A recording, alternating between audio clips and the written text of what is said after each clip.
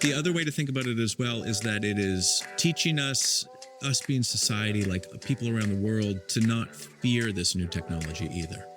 It's so joyful and joyous and fun and light that it is creating like real wonder and happiness. Welcome back, everybody. Welcome to Hallway Chat. I'm Nabil. By the way, I've got the name of our episode. Okay, what is it? Chase the Next Dragon. That also would be good. But no, that's your VC speak. Obviously, this episode should be called "What Is It with Dentists and Vibe Coding?" Oh yeah, what is up with that? Remember when we met those guys now a year and a half ago? And we got these dentists in Australia who are building custom apps, and then we hear about it again today. That's so crazy. Yeah. I don't have enough dentists in my life, obviously, for why this is such a very common market of vibe coding apps. I will tell you, by the way, I don't know what your dentist is like, but when I talk to doctors, they are, inside of Kaiser Permanente, instead of a huge hospital, and the overhead is so heavy, and trying to imagine them use technology. Thankfully, they're using a bridge. We're very happy about that. but it's hard to imagine. My dentist, it's perfect solopreneur kind of vibes, right? It's an interesting mixture where most small businesses don't have very much cash flow. And maybe it's this overlap of you had to be entrepreneurial enough to start a place, and then they actually make good money. And so you have a little extra time to go mess around and think about how you want to build your own SaaS software for your dentist office using whatever new vibe coding platform came out that week. Sure. And you can imagine also if you're spending however many hundreds of dollars on a couple of seats for your SaaS software, that's like pure profit if you can cut it out too. Yeah, that's right. Super interesting. They're the early adopters. They're like the New Zealand of social apps. Is people are going to go to find the Dentist Association as the group to iterate on. Yes, always soft launch your vibe coding app with dentist offices. That's the rule. That's the rule. So you and I have been texting an assistant a little bit over the past couple of weeks. Do we want to talk about Poke? Let's talk about Poke. I think we should. We frequently talk about how we haven't had a lot of new apps worm their way into our lives. And I don't know if it will stick or not, but there's no question that it is a very good launch from them. There's a couple of good lessons with the execution. There's a couple people in my life, not in venture, that seem very attached and addicted to Poke. I don't think it'll stick for me for obvious reasons we can chat about in a second, which is mostly the vagaries of what it feels like to be a venture capitalist and the nature of the kind of emails that I'm trying to send, right? So Poke is, for anybody listening who hasn't checked it out, it's would you call it an email assistant app? It doesn't appear that way at first. It's really supposed to be just your coach and your whatever. It's supposed to be your friend over text. But I think it mostly boils down to a skill on email. Is that right? Or do you know anything else that's been good at for you?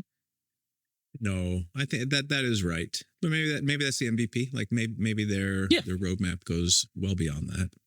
Yeah, and it went viral a couple of weeks ago because of this very aggressive attitude, snarky attitude it has with you when you're first onboarding, and the fact that you have to negotiate the price that you get at the end. And it starts usually with some ridiculous, well, you're some fancy venture capitalist, we should charge you $5,000 a month. And then you have to kind of negotiate down to something reasonable. Did you like that whole shtick? Yeah, I actually thought it was a delightful personality and twist on well, it's all text-based and it's delivered through text. And so you're pretty constrained on how you can have a product design flair that's memorable or remarkable. And I think that they executed it really well on that. Right. I mean, the fact that we're talking about it now is partly because of how that was crafted. That launch was. Yeah. It reminds me very much of the innovation that Zynga went through early on. That was the real unlock was with Farmville, who was the lonely cow thing, which was basically you have a cow that's wandered off of your property. You can't find it. Go ask your friends if the cow has shown up in their area, which is ostensibly post to your feed which might sound kind of rote right now, but was very novel at the time. And more importantly, like understood the medium it was swimming in, which was instead of this situation where it's like, invite your friends and then please, send a share to your feed. It was Yep. staying in the narrative of this world, this tiny little world you had made. Yep. And it's a thin veneer, but it matters. And here, the cool thing is that because it's text, it makes sense to be kind of bantery and conversational. I Yeah, don't think the same for thing would sure. have worked the same way on a website. No way. You'd be where's the how do I X out of this and just get to the page? I think the thing to call out though, what you just said is I think a really important piece is that the bantery nature of it is the piece that I think we can be inspired and learn from. The snark and like the specific aspect of the playfulness, I think will work this one time and then you'll get annoyed and frustrated with it every other time, right? Because it was new, it was novel, it was clever. And, I worry that people are going to learn the wrong lessons and you're going to have snarky negotiations with the next 5 apps and you'll roll your eyes and get frustrated. The experience of hooking up your email and behind the scenes, it is doing obviously a bunch of different things. Off of your email address, it's probably then going, I don't know, in a pitch, you'd call it an agentic type experience to research who you are. And then the surprising moments of delight are when it interjects its negotiation with those pieces that is gathered without you giving it any information, right? And you're like, how'd you know that? Come on. And then you can push back and it shapes its view of you. And then you get into it. It's great. I thought it was awesome. Yeah. The thing it signals, which is really important, is an area of weakness for the chat GPTs of the world, which I think has been called out before here. We talked about it, which is just that where do you sit on the relationship to utilitarian spectrum? And because of the nature of the generic kind of overview of what ChatGPT is, it's not that they won't try and put a breathy female voice in their voice avatar every once in a while or whatever they're going to try and do. But it's really hard for a product like that to present itself with very strong levels of personality. It'll be Google, the ChatGPT sure. in the edge is trying to be a blue logoed, rounded edges, perfect thing, and understanding that is a blast radius of where that is going to be can kind of reveal the topology of where you might navigate. That'll just feel unique and different and wonderful. It's the same thing. Reason I like things. There's a company that has that AI friend that is like a little alien called the Tolans. It just has more personality than you could ever really imbue into something that is perfectly utilitarian, like ChatGPT. And there's an edge to that because there's a place for that in your world. Yep. I think the idiosyncrasies of our job means that after I got into the product, it's probably not the product for me, is what I would sum it up as. Is it takes right now, how would we describe what the actual features of the product are? It reveals to you very important emails and things you need to respond to. One of the nice things it does is just revealing DocuSign links and stuff like that, pulling them out and putting them into the text. And then more importantly, of course, it says like, oh, I'll draft this for you. And then it tries to draft emails back. And so it ends up being this kind of from afar executive assistant tool, which, same for me. The problem is that we're in an environment where I'm not going to write an email back to one of the founders I work with, through this service. Like, it's just the words matter too much. Like, the specific sets of things that need to be said are too critical for 80% of the conversations that I'm having. Right. And is that what you felt too?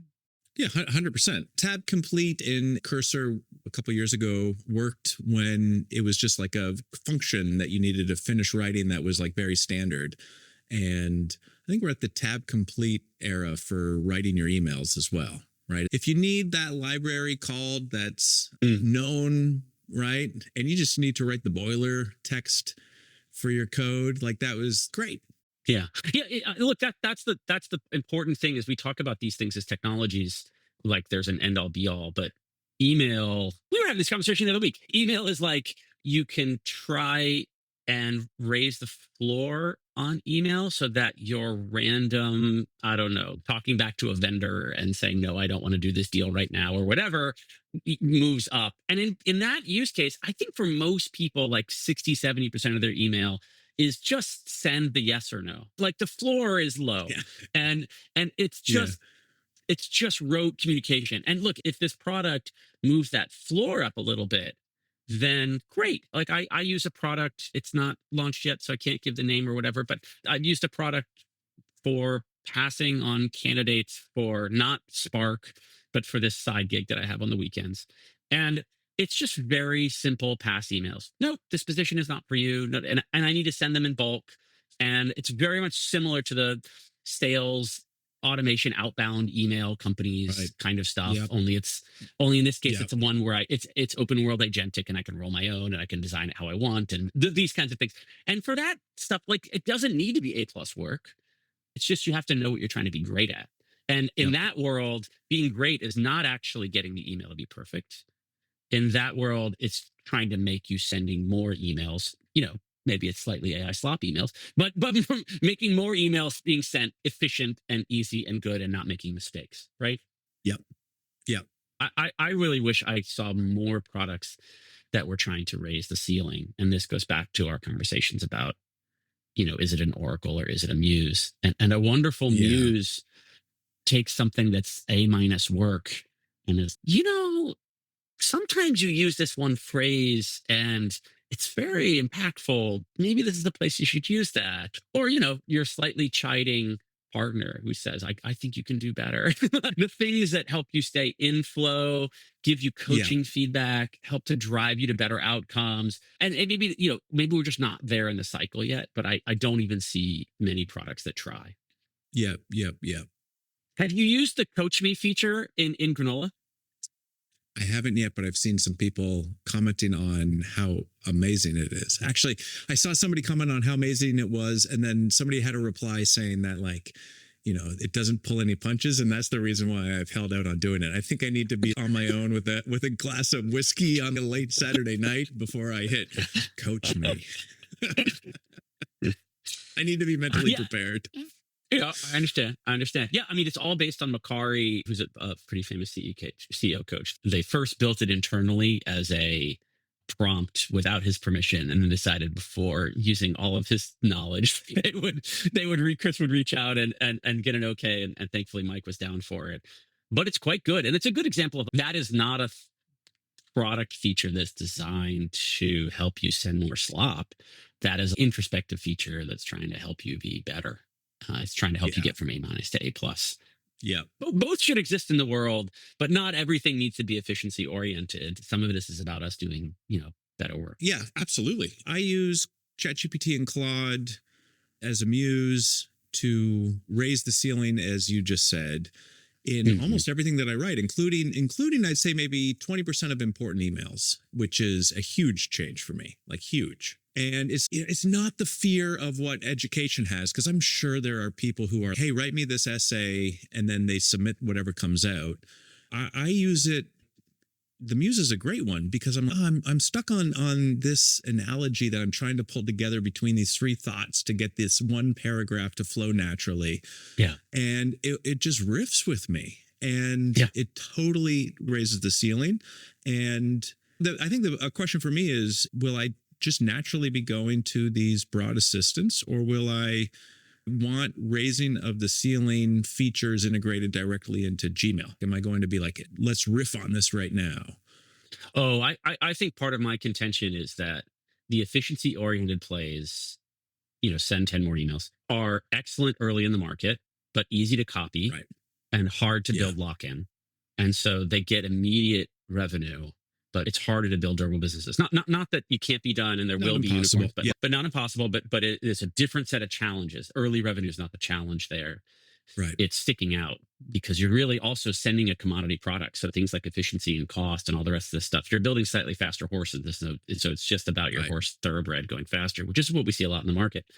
The flip side, if you have a partner who's now earned your trust to try and make you better at writing this one email that's super critical to you, better at talking to your wife about a difficult problem, better at whatever it is. But the thing you are trying to be excellent at, making a piece of art, making a piece of music, those things, there's a secondary emotional attachment where it's now, you've now gone back and forth with it 1,000 times on the tiny Yep. nuances of a thing, which give it so much context on how you want to work and how you want to be great and how you want to be good, that whether it's actually really good at actually giving you internalizing that no model and giving it back to you, there's emotional attachment from your For end. sure. I think there's real stickiness there, and the shapes of those two types of companies will be very different. This reminds me, let me pull up. Emmett Shear had a tweet a little bit ago that I will pull up now that kind of got to this idea. So Emmett said, the way that ChatGPT is trying to be the portal for the entire internet reminds me a good deal of the first internet boom in Yahoo. And then I think the ultimate winners will wind up specializing just like the last time: shopping, entertainment, search, etc. I think the broader point here is, as a company, our startups need to figure out what they want to be excellent in. And I think there's a convergence theory versus divergence theory, whereas, like, are all these things going to become one portal? Is ChatGPT just going to eat every single portion of everything? And I think that's the inverse of what happens. I think that the history of these markets have been that they start feeling relatively muddy. And then as customers pull them in certain ways, they start to feel very different a few years in. Yeah. I thought you were going to pull up a completely different comment from Emmett. So I totally agree with you, but now I got to pull up this other one because it was also excellent. I love that. We should pull Emmett on, clearly. Okay. Increasingly, ChatGPT is much better at doing what I tell it to do, but I can actually collaborate with Claude. The difference keeps getting more stark: a tool versus a being. And I don't know why I read that so dramatically, but I felt like it was apropos. I don't know if you use both. It certainly feels that way, doesn't it? Yeah. Yeah. They feel different. Yeah. This gets back to what you were saying earlier about the push to utility is like the push to a tool. And I guess if you have 700 million weekly active users and growing, that's the gravity takes you there. I mean, not to talk about your background, but this is literally something you called out 2 to 3 years ago when you left OpenAI and we were having conversations about what was going to happen with OpenAI over time. You say, yeah, I think you were very clear with me. You were just like, look, without revealing any secret information, or this is just my opinion. But I remember at that point, you're like, the gravity of what ChatGPT is inside of that org, those customers will pull them in a direction, no matter what Sam or anybody else wants to do. At some point, Yeah. there's just so much gravity, that number of users, that you end up trying to feed the beast, and that will pull you in a direction. Sure. Yeah. For Yeah. sure. It's, when I first joined Spark, we had this early mobile social era, and we had, Twitter was rising up at the time, and Tumblr was rising up at the time. All these social networks are rising. And I think it's a great analogy to what not just ChatGPT or Claude, but all of the vibe coding platforms, all of the image models. I feel the same thing over and over again, which is the Pinterest and Twitter in the early days, felt kind of close in a way that they do not Yep. feel like they're in the same universe today. They're both public companies that are big, and they're both social networking companies, really. And could not be, more different. And so sometimes these things feel muddy in the middle. Like, remember there was the really heightened moment where Twitter and Instagram were fighting over the social graph and who could share photos and how photos rendered when they were shared. They all went nuclear because they thought they were building the same product. And right now, I mean, it would be laughable to even think of that, right? And so your point here is these small little differences that we're seeing today. You feel they might be the same product, but the small differences in product design and how you're using them on the arc of 10 years with continuous innovation and growth and everything else takes you to a very different place. I had a really, one of those core memory moments as a founder years ago where the product's not important, so I'll leave it out. But I had launched a product. We got into 1 million users pretty quickly, but it was in kind of a new market. Who knows what this thing is going to be? And I was on a walk in New York with an old friend who was running a company that was much larger. It's actually Alex Rogopoulos, who we ended up investing in later on, but the maker of Guitar Hero and Rock Band at Harmonix. And he had exited harmonics the year before for whatever it ended up being, a couple billion, and we're going on a walk and I'm talking about this product, and I was obsessed with what the competitors were doing. They just launched a thing, and I want to like, and he was just like, listen, it's very possible that all of you are just bumping into walls and not finding avenues or alleys. He's like, what do your customers want? Like, you're much more likely to find the answer by not figuring out what your customers want at some abstract high level, but really getting deep into where they're leading you. Because the truth is, it's possible, especially in a new market, none of you have the right idea at all yet. And so I think that's great. There's a Steve Jobs quote: you have to start with the customer experience and work backwards to the technology, which is a simple, clean, repeatable mantra, almost like like a guy at the gym telling you to do 5 more push-ups.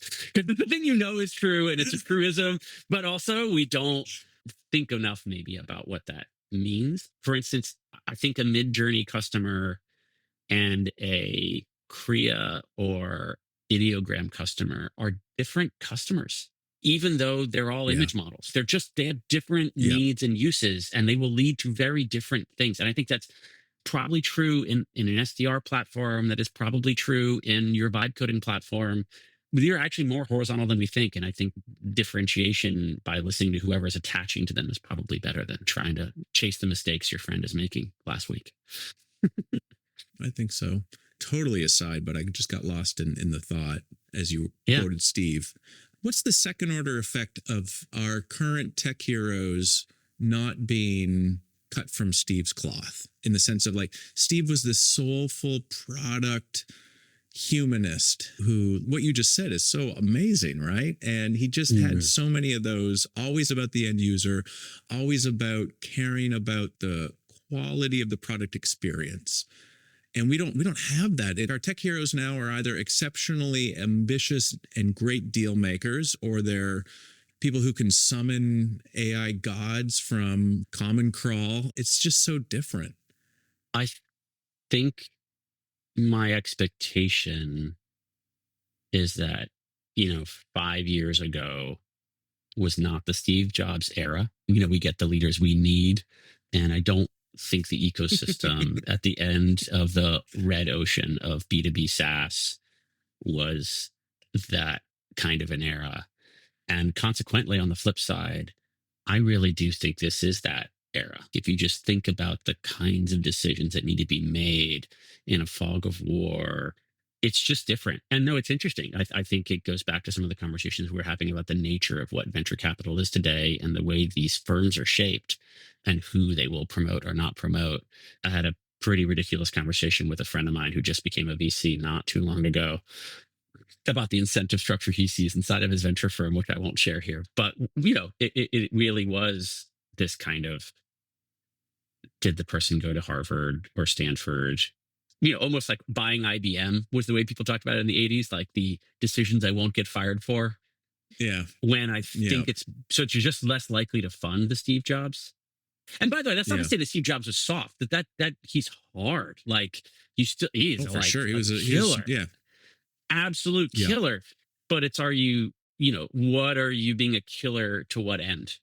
And I think this is that time period where I think you need those kinds of founders.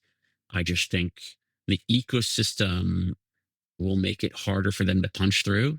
And if you ask me in 5 years, who are we going to regale as our heroes or think about as our heroes?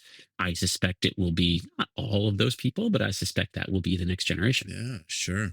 That's very inspiring. I hope so. Because it's now a meme to dunk on, is the intersection of liberal arts and technology, or whatever that, like, silly thing is that he had. And, like, it's old and it's dated. But that mentality is the same reason why, the reason why we have the iPhone, right? It's like it's the reason that these beautiful products have been birthed. And I miss it. By the way, I think we're seeing the inklings of that, to start, without calling out companies. For instance, I think David Holtz at Midjourney is a hard charging founder who wants what he wants, but is absolutely a humanist and is a deep technologist as well. I think Chris at Granola is 100% cut from that cloth. I could keep going. I think there's a set of folks. Not all these companies will work out. If I could give you five more, but you're in the midst of a generational change or a seismic change, and you can't feel it. And I really do believe we get the leaders that we need. And so I suspect that when we fast forward 5 years, the texture of the folks that are running public companies will map to the times, which will be a little different than what it was 5 years ago. Going back to the point that Tumblr and Twitter and Instagram all felt like they were perhaps the same product for a moment in time. And now we look backwards and they're not. Is there going to be one vibe coding product that wins the market? Or are we looking at a bunch of great companies that are going to be the Instagram and the Twitter in 10 years? Even more broadly is how to think about the divergence and the convergence of these technologies. Look, I think it's hard as a founder to listen to your customer. I think we should acknowledge that you might find that your solopreneur, dentists, or whatever are your best customer, and you want to listen to them. And then us VCs of the class, not you and me specifically, but this VC class is screaming at you to be a decacorn or larger. And so why would you build this thing that feels narrow? Why do you should build a horizontal thing that does all things for all people? And so I think the inputs into their feedback cycles are a little off. And because it's hard to realize that often the way to something incredibly large is focus. It is understanding your specific customer. It is understanding product differentiation and market differentiation. We were having a breakfast this week with a founder who, it's a live deal, so we won't talk about it here. But having breakfast with a founder that is in a very, very horizontal space, but you talk about how they think about their competition and why somebody picks them versus somebody else. And they're not afraid to make courageous choices about what they're bad at.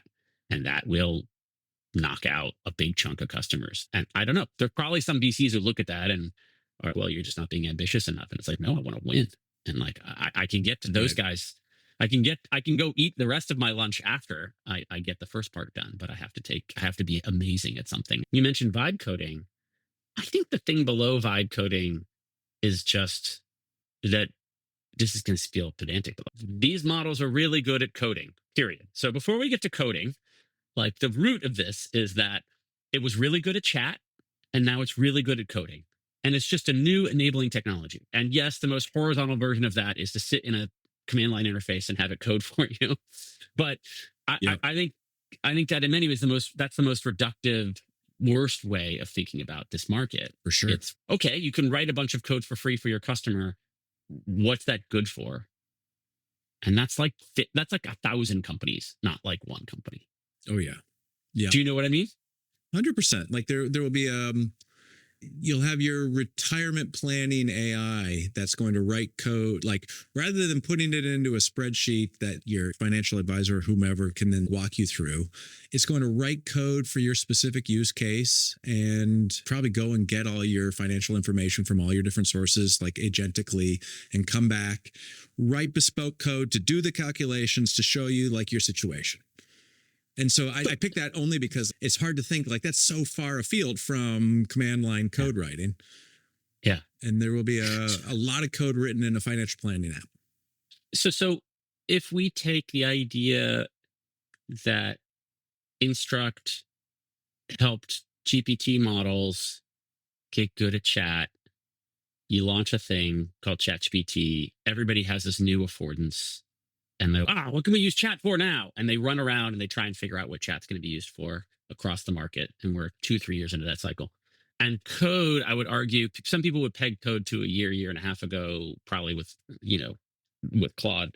But I might even peg it to more recently, actually, where it's really reliable, where you're starting to literally just now, the last few months, get to the point where I can abstract myself out of the code. I'm not constantly bug fixing. It just does good work. That's pretty recent, actually. What are the lessons, having gone through this on the operator side? What are the lessons that you think the chat arc might teach us about the code arc and how it will play out? Or maybe put more succinctly, what were the mistakes that you felt like startups made 3 years ago when the gun went off on chatting with LLMs as an affordance that we can, or the positives? Here's a positive. I think that we have seen a bunch of really interesting companies specialize chat into different markets and are building meaningful products and meaningful companies because of that. I saw this awesome demo of a legal tool. I don't think they would care if I share it. It's like GC.ai. Hmm. And you'd look at it and you could dismiss it because it's a chat box that you start with and then you interact with it no different from the ChatGPT or the Claude chat box. And then you watch carefully and they have written their own parser that gives you references and deep links into your PDFs, like with like sentence level precision. And so it's Yeah. just a very small difference in a feature that the others haven't built and probably won't build as well as you can for law as this group. And you're like, oh yeah, like of course. This is a beautiful technology for a whole bunch of things involving words, and then customizing it on the margin to be even better within your workflow as a lawyer is amazing. And I think we've seen that in a bunch of different like we've seen it in law, we've seen it in medicine, and on and on. I think 3 years ago, people would have dismissed that, Yeah. saying, oh, listen, that's just going to be gobbled up by the main chat assistants. Yeah. I've been talking a lot recently about the rise of what Andrew Mason called open world agents. And you can almost see, if you, once you start squinting a little bit, you can almost see it everywhere. Gamma 3.0 just came out recently, which is a AI presentation tool.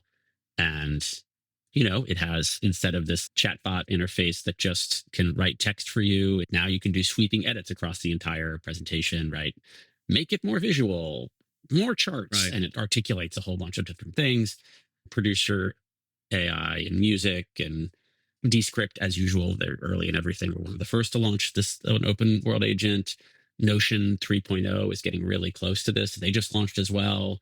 And the kind of root this, once I say this, I suspect anybody listening will start to see launches and start to, most of the most progressive organizations started about 6 months ago to 4 months ago on seeing this happening and releasing it. Now are getting to releasing. I suspect we'll have an avalanche of them between now and the end of the year, the kind of most progressive orgs. And I think users will be attracted to that kind of work. And I think the the reason why open world agents work is because inevitably behind most of those is one, tool use, and two, code. That is the manifestation. It's not that the consumer inside of Descript or Gamma is writing That's right. Code. It's that it's using code as a tool to serve the user's needs. Yep. And so it can do things it couldn't do Yep. before. Yep. And then to go full circle, the big argument that you've been making all day today, it uses those in service of those specific users' needs for that person's job, right? And we are seeing that great companies that are, targeting a vertical but are still pretty horizontal, are able to create a lot of space for themselves. Yeah, I mean, look, you could just do this for the email category, right? We have Poke, we talked about earlier. I have a mobile app I really like using called Net for answering emails with AI. There's Superhuman, Notion, Perplexity just launched an email client. We're doing this, forget vibe coding. We're doing this in email literally right now. And you can imagine just these two use cases. Are you trying to draft an okay email quickly to lots of people? Or Right. and that's when I'm doing that, I want mass use. I want to send 20 emails at once. I want to think of them not as an individual email, but I want to think of them as baskets. And so I want you to be my my EA who's drafting a whole bunch of stuff, and I can deal with it at a more macro level. Everything about that user interface, what you need to be good, everything about that's different than I am trying to write to my boss about getting a raise, or I am trying to give feedback to my coworker about a difficult thing. And, in one, slop is okay. In fact, slop is the point, is to kind of move quickly through things. In the other one, it's just a wildly different thing. And of course, it's going to end up as a different kind of product, right? It's going to be amazing. Though. I've got a lot of faith that creative people are going to help solve these problems. I think we're pretty good at here's a basket of things that I just want to have a whole bunch of like tokens chucked at, and then I want to send it all at once. I think the raising of the ceiling and the craft one, going back to code, I read this thing on Twitter, which I thought was lovely. He used Claude to analyze all of a competitor's websites relative to his own. And then he took that output and he put it into Replit and then had it vibe code a website based on the feedback that Claude provided against like the counterposition in the market. I think we're at tab complete for these email clients, right? Where it's just super stupid, let it finish the library and automate me having to write this boilerplate out. But soon you're going to have something where it will identify that it's an important email and it will just throw tokens at it in a very thoughtful way. Like it will draft it and critique it and draft it based a revision all behind the scenes while it's processing, right? It will critique it, improve it, iterate it. It will show you the final output, but it might be revision 10 that it's gone through. Oh, and with knowledge of who the person you're emailing is and how they've reacted to previous conversations with that person. And, the whole, and like turns of phrase that seem to work on that person and work on you and things you love saying and just the whole thing. There's interminable depth of wonderful humanistic product features that you can already see it, in Poke, like the fact that Poke behind the scenes goes and gets who Nabil is. And so it's negotiating you with this insight, but it doesn't tell you that it has that until it reveals it as part of the negotiation. It's like that same mechanism is going to be working to draft your emails behind the scenes. And it'll be good. But we're on the first turn of the cycle right now. Look, I think the other reason to talk about focus and to kind of bring this back to customer focus is that it's not lost on any of us when we talk to founders and go through this journey that the bar keeps going up on execution. I remember to go back to that Facebook example, Farmville was launched in 2 weeks and got to 40 million in revenue in a handful of weeks. And it was crazy. And then a year later, about a year after Farmville came out, Cityville came out. And I think Cityville took 9 months to make. And it's the same thing in any market. Like the ante-in goes up, the what do consumers expect, what do businesses expect goes up. And you're standing on the shoulder of somebody else who's now been running, with customers for a year. And so what might have been a 3-month sprint to get something quick now might take 6 months or 9 months or a year and a half, because you're just catching up to all the features that your competitor has done. And, maybe we're in the scrum so quickly that it's maybe our job to help remind founders sometimes that that's going to happen. And the way to not fall into a situation where you are going to need months and months and months just to catch up with the baseline feature set that is now the new ante into your market is to say, no, we're just like, here's the thing we're doing unbelievably well, and this is why you're going to use us. It's focus. Yeah. I had a realization that's been brewing for a while. I think Dolly 2, Nano Banana, Sora 2, I think all these things are so important to society in this moment in time. And it has really irked me that we've latched onto this meme of it being AI slop and everything else like that. We're starting to see, since GPT-5 Pro High, whatever it's called, comes out, that it's able to advance science and math that only the brightest minds in the world are able to appreciate. Like I read that it contributed to an advancement in quantum complexity theory. There's 1,000 people in the world who can appreciate like what that actually means and like to use that as a compass for where they're at. But Sora 2, and especially because it becomes this global phenomenon, this mimetic moment for all of us, it resets expectations as to where we are on the curve of AI's frontier. And importantly, it helps us get a sense of the rate of change. And I think that that's so important for governments as we wrestle with regulation and how to regulate it and how to even think about it. It's so important for enterprises and companies as they think about how quickly they should race to embrace this type of technology. It's a gift, right? Like it resets everybody's global expectations in a way that you can't argue with. Like you just feel it. Here's the rate of change. I can see it because Sam's running around in a meme video, right? Like that's my rant. My observation for this week. I was trying to figure out how you were going to get from quantum theory to Nano Banana, and I think what you're saying is, are you saying that it's important because it's a visual manifestation to people in a way that they can grok and understand how much is actually moving? Oh, It's that's good. accessible, it's approachable, it makes it real. Like if you look at Dolly 2 versus Nano Banana versus Sora 2, like you're just like, holy wow, that was whatever it was, 2 or 3 years. And I think if you Mm. look at ChatGPT upon release and then GPT-5, well, I don't know, there's literally 1,000 people who can probably appreciate the edge of the frontier and how it's been moving. Yeah. And I do like I think that having a shared understanding is pretty important. They're at the front end of the PR war trying to Yeah, explain that in the old days this would have been like a, this is what a journalist would do, or a famous author. They would try to sense make the world of what's going on in some corner. And here you're just saying like, look, the technology is doing it itself. It's helping us understand. You can look at the guy with that's the right. five fingers, a year ago, and then think about it today, and you're like, look at this change. Immediate diffusion of where the state of the art in the technology is. And I actually think that there's a direct line between Nano Banana and why we're not seeing like AI deepfakes, cause all sorts of havoc around the world. And it's because the diffusion is not slow. It's instantaneously because of these image and video models. Like everybody all at once understands where we are. And then you learn to be skeptical, to be concerned, to be worried, to be on the lookout, versus if 1,000 people knew about voice cloning and the state of AI image generation, like only 1,000 people know about GPT-5 High Pro's ability to do this thing like in quantum complexity theory, the world would be like a much worse place. It would be a much worse place. That's interesting. I think about that. I think I understand what you're saying, and I think it's actually a very important point. The other thing that I think these visual mediums and musical mediums and other kind of creative popular culture mediums are doing as we watch these models get so much better.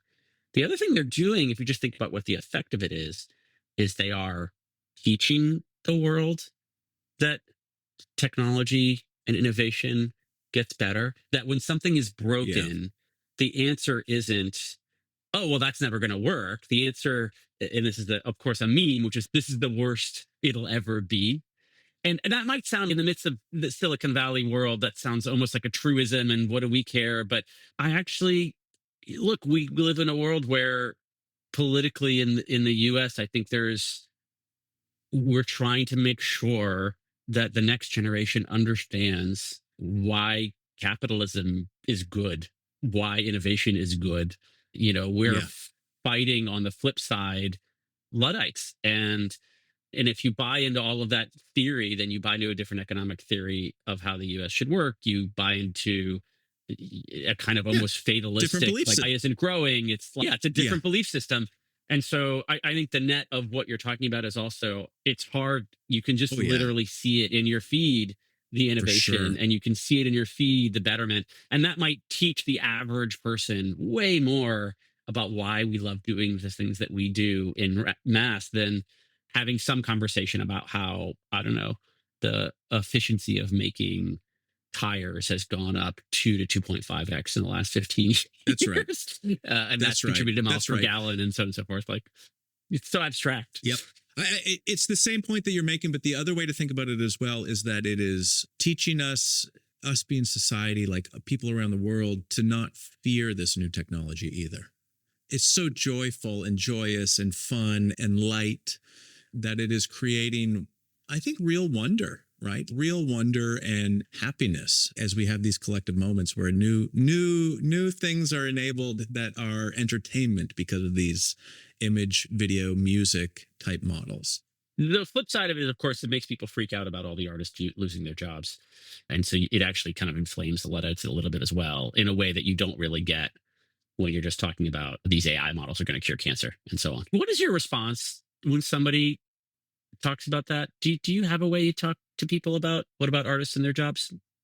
I think there's two different things there. One of the reasons I was really disappointed for the past 4 or 5 years of the extreme doom argument that this is going to end to the downfall of humanity was, I think it really distracted from questions around how do we think about IP, both for training and generation? How do we think about jobs in the short term? I think it comes back to in the simplest way for me, back to what you said at the start around, you can either raise the floor or raise the ceiling, and it can do both.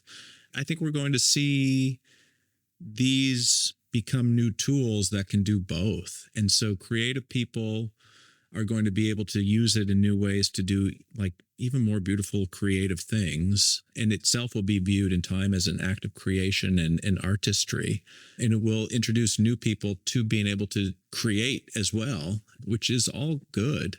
This feels actually very related to the previous conversation, ways I don't think I would have really pulled out, which is my son is taking an AI and ethics class in his high school right now.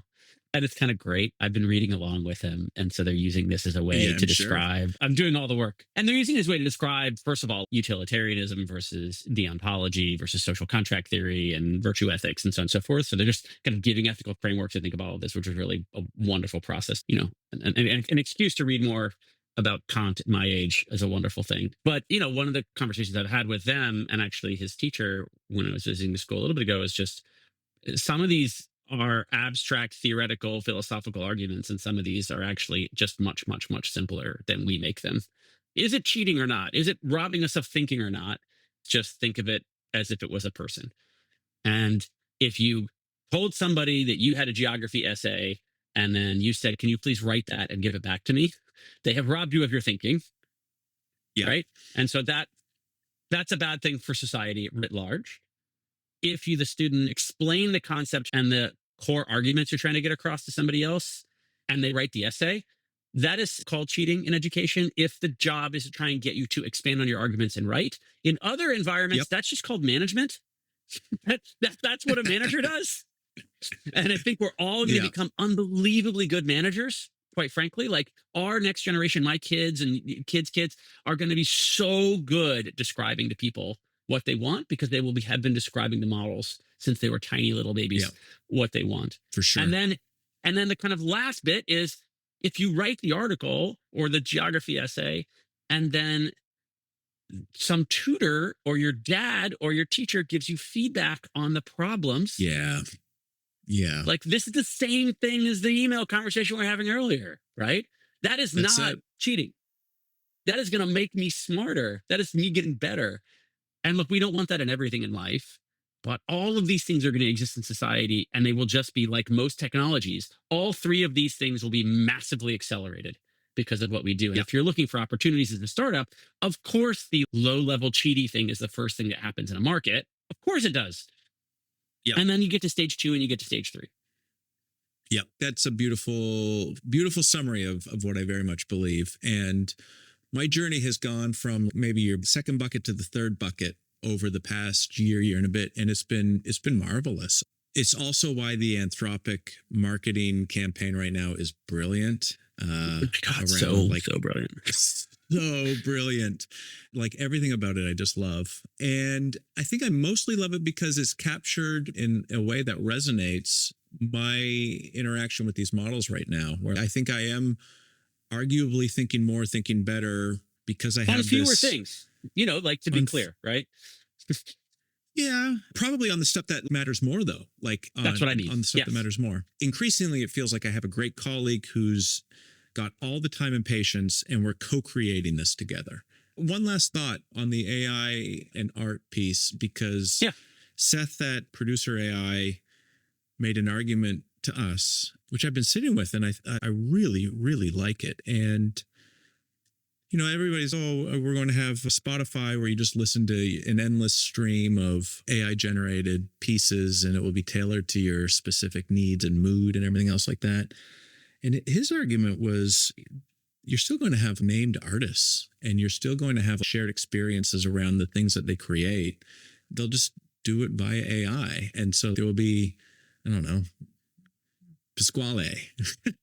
As an artist who you share their music, you love their music, you return to the music, you have all of the same relationships as you have with that artist's creation. Like that's a place where I've just completely updated. Music is a great example of all three of these industries existing. There is music as background slop. That is what Muzak was in the old days. Muzak. That is what study beats is like, of course, there is music as that. Then there is music as narrative attachment to another human being. There is Taylor Swift released an album, everybody's listening to it together collectively. You're in that narrative story. Whether she came up with that guitar riff or not is kind of actually not the point. In fact, use producers and other friends, and it's collective and so on and so forth. And there's a lot of Right. work that a lot of the Renaissance painters actually didn't do themselves. They had students. It's a part of the brand. Of course that exists. And then the third thing that's true, and music's a great example of this, is like people just do it because they love it. Like the nature of lots Right. of music is Right. they go to Guitar Center and they get a guitar and they build a whole studio setup in their backyard with their buddies and they play, and it's karaoke, singing with your friends, and you do it because it's an enjoyable activity in and of its Yeah. intrinsic self. And all of Yeah. those things are true, frankly, for a lot more than just music. We just don't see it that way 'cause Yep. it's too hard to make or so on and so forth. And as those things get easier to make, more fun, now you see it in games. I could have literally had the same conversation about the games business. There's games that you play because your brain is off and it's the end of the night and you're loosely going through Right. whatever mindless activity, right? And then Right. I could just keep going. And then there's the other two camps as well. So it'll be fun to Yeah. watch all of Right. those things go Right. from loose mess to probably very specific and separate companies over the next little age. That's exactly right. I was just thinking that is the things that all feel like they're image AI or like music AI. There will probably be very different companies of different levels of success in each of those three buckets for all of these different mediums. Yeah. Yeah. Amazing. Wow. Listen, on that one, I think we should be done. You're like, that felt That's great. like a close. Let's let it close. Yeah, let's let it close. Actually, let me end on another very inspiring, upbeat piece of technology. I saw a founder yesterday, Stanford grad. He was born without hearing, and it's been his life's work to help solve hearing loss. And he doesn't have better hearing aids. He doesn't have this or the other thing. He has totally normal looking glasses, no cameras or anything on it. And then through a waveguide little thing in one of the lenses, and then beamform microphones and on device AI model, he does closed captions for the real world. And so streaming in your eyesight is the caption of who's talking. And it was one of the most, it's why you got to love technology, because it's so, it's going to be, there's no stigma. You don't have the hearing aids in there. They're even better experience in many of the circumstances. I spent yesterday evening just like so excited, so excited. When we lose track of the rate of change, we should be looking more at Nano Banana, apparently. Yeah, and then all right. See ya. See ya. Take care.